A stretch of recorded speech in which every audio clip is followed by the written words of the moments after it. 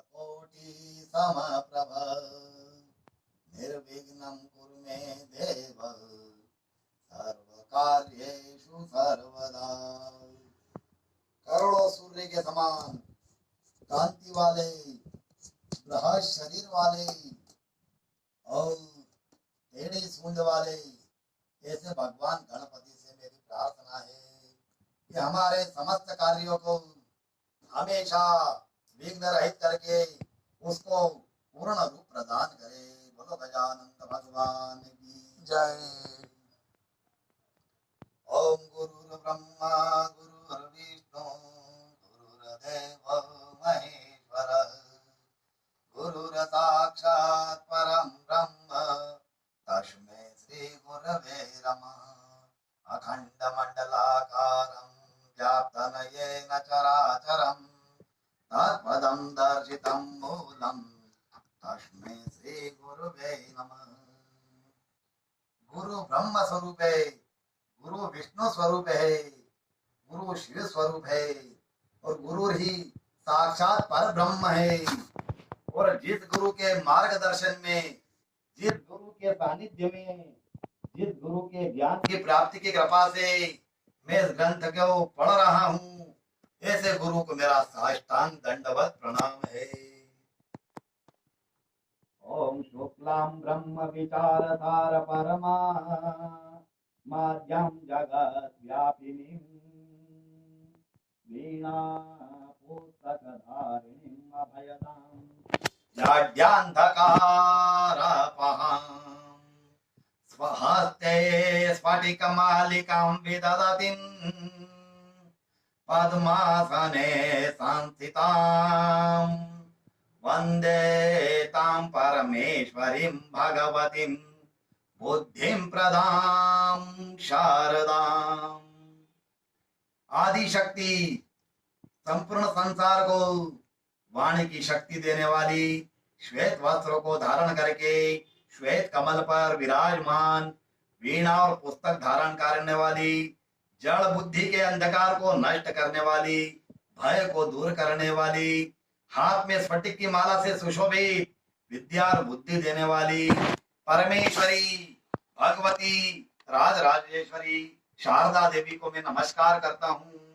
और ग्राम देवता, स्थान देवता, वास्तु देवता, कुल देवता, माता पिता और मेरे ब्रह्म देवता और जो भी सामने देवगण उपस्थित है, उन देवताओं को, सामने जो श्रोतागण हैं, उन श्रोतागणों को मेरा सादर जय श्री कृष्ण साष्टांग दंडवत प्रणाम।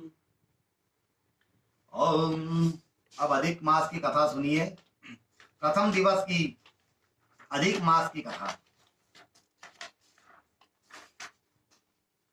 श्री व्यास जी कहते हैं श्रोतागणों से, हे श्रोतागणों, भगवान के चरणों में श्रद्धा रखने वालों, मोक्ष प्राप्ति के साधन में तत्पर रहने वालों, मैं आपकी इच्छा अनुसार संसार में अल्प प्रयास से, यानी बहुत छोटे से प्रयास से महान फल देने वाला, भक्ति के सभी प्रयासों में सर्वश्रेष्ठ कहे जाने वाला, जैसे चारों वेदों में सामवेद सर्वश्रेष्ठ है, नदियों में गंगा जी श्रेष्ठ है, पर्वतों में सुमेरु पर्वत श्रेष्ठ है और गायों में कामधेनु श्रेष्ठ है, वर्णों में ब्राह्मण श्रेष्ठ है, पुराणों में वेद श्रेष्ठ है। इसी प्रकार पुरुषोत्तम मास के नाम से यह संसार में प्रसिद्ध है और यह सभी मासों में श्रेष्ठ है।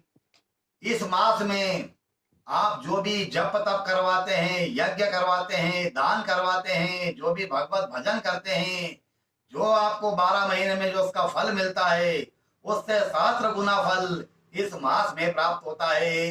अतः इस मास में अधिक से अधिक जितनी आपकी श्रद्धा हो उतना आप भजन करें, उतना आप भगवान का भजन करें, उतना दान करें, उतना जितने भी अपने बड़े बुजुर्ग हैं उनका आशीर्वाद प्राप्त करें, गौ माता की सेवा करें, श्वान की सेवा करें, गली में जो श्वान होते हैं, कुत्ते होते हैं, उनकी भी वो बिना झोली का साधु होता है, उसकी भी सेवा करें।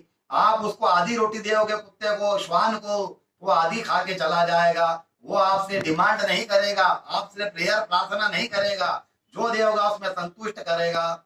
वो संतुष्टि से बिना झोली का साधु कहलाता है। तो जितना हो सके ब्राह्मण को, गौ माता को, श्वान को, पक्षियों को, जिसको आपको दान देना है उतना उसको दान दे। दान सभी प्रकार का होता है, धन का भी दान होता है, अन्न का भी दान होता है, अभय का भी दान होता है, रक्षा का भी दान होता है। और किसी को सत्कर्म में लगाओ, किसी को पूजा पाठ में लगाओ, उसका भी दान होता है, उसका भी फल प्राप्त होता है। भगवत भक्ति करना चाहिए। इस मास में जो भी आप कर्म करेंगे उसका 7 गुना फल आपको अवश्यम भवी प्राप्त होगा। ये बिल्कुल शास्त्र में लिखा है। और नैमिषारण्य नाम का एक तपोवन है। उस तपोवन में ऋषियों के द्वारा प्रारंभ किया गया ज्ञान और मोक्ष प्राप्ति के साधन देने वाला यज्ञ हो रहा था। कुछ दिन व्यतीत होने पर समस्त ऋषियों ने ऋषि श्रेष्ठ सूत जी से प्रश्न किया, यह ऋषिवरो, हम लोगों ने आपके मुखार विंद से श्रद्धा और भक्ति संबंधी अनेक ज्ञान की कथाएं सुनी है। अब हम आपसे शीघ्र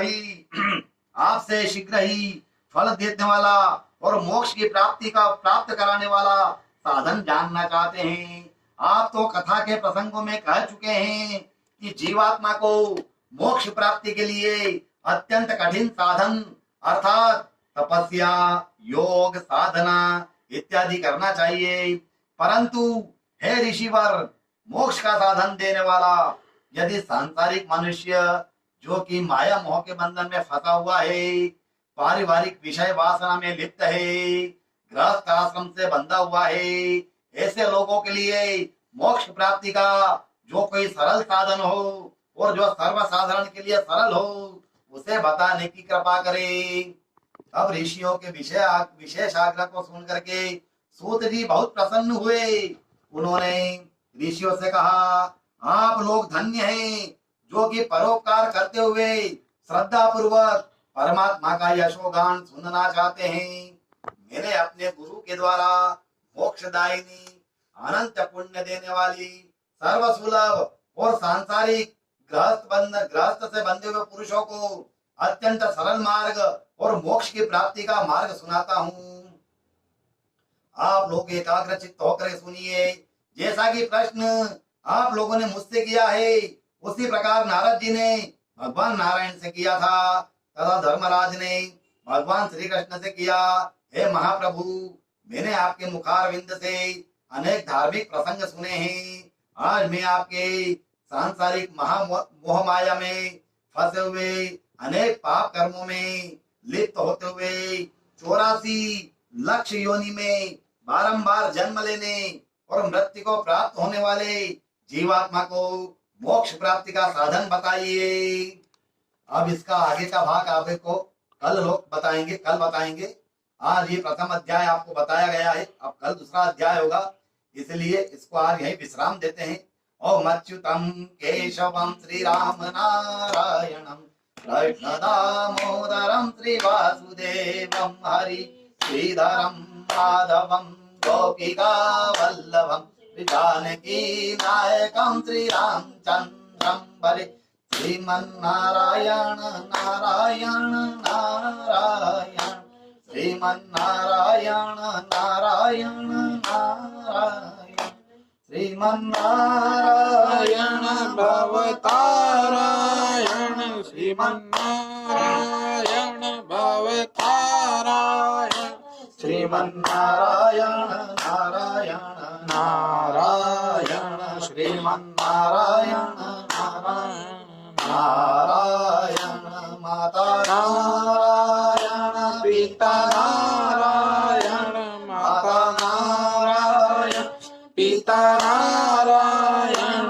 गुरु नारायण नारायण नारायण गुरु नारायण नारायण नारायण श्रीमन्नारायण भवतारायण श्रीमन्नारायण भवतारायण श्रीमन्नारायण नारायण नारायण श्रीमन्नारायण नारायण नारायण चंद्र नारायण सूर्य नारायण चंद्र नारायण पृथ्वी नारायण नारायण नारायण पृथ्वी नारायण नारायण नारायण श्रीमन्नारायण भवतारायण श्रीमन्नारायण भवतारायण श्रीमन्नारायण नारायण नारायण श्रीमन्नारायण नारायण नारायण ब्रह्मा नारायण विष्णु नारायण ब्रह्मा नारायण विष्णु नारायण श्रीमन्नारायण नारायण नारायण श्रीमन्नारायण नारायण नारायण श्रीमन्नारायण भवतारायण श्रीमन्नारायण भवतारायण श्रीमन्नारायण नारायण नारायण श्रीमन्नारायण नारायण नारायण तुझमें नारायण मुझमें नारायण तुझमें नारायण मुझमें नारायण जहाँ देखो वहाँ नारायण नारायण जहाँ देखो वहाँ नारायण नारायण श्रीमन्नारायण भवतारायण श्रीमन्नारायण भवतारायण श्रीमन्नारायण नारायण नारायण श्रीमन्नारायण नारायण नारायण बोलो लक्ष्मी वेंकटेश भगवान की जय लक्ष्मी नरसिंह भगवान की जय लक्ष्मी नारायण भगवान की जय राधिका नाथ की जय द्वारिका नाथ की जय भुजा नाथ की जय कांवरिया सेठ की जय गिरिराज धरण की जय और मुकुट बंसी वाले की जय जानकीनाथ भगवान की जय लक्ष्मण जी बालाजी सरकार की जय अंजनी के लाल की जय अपने अपने माता पिता गुरु महाराज की जय आज के आनंद की जय गौ माता की जय भारत माता की जय नमः पार्वती पते हर हर महादेव काशीपति श्री विश्वनाथ भगवान की जय जय श्री कृष्ण। अब कल का अध्याय द्वितीय अध्याय कल आपको कोशिश करेंगे हम दोपहर में समय डाल देंगे, आज समय डाल देंगे और दोपहर से कल को आपको ये वीडियो भेज देंगे। सभी को सादर जय श्री कृष्ण। सभी स्वस्थ रहे, व्यस्त रहे और मस्त रहे।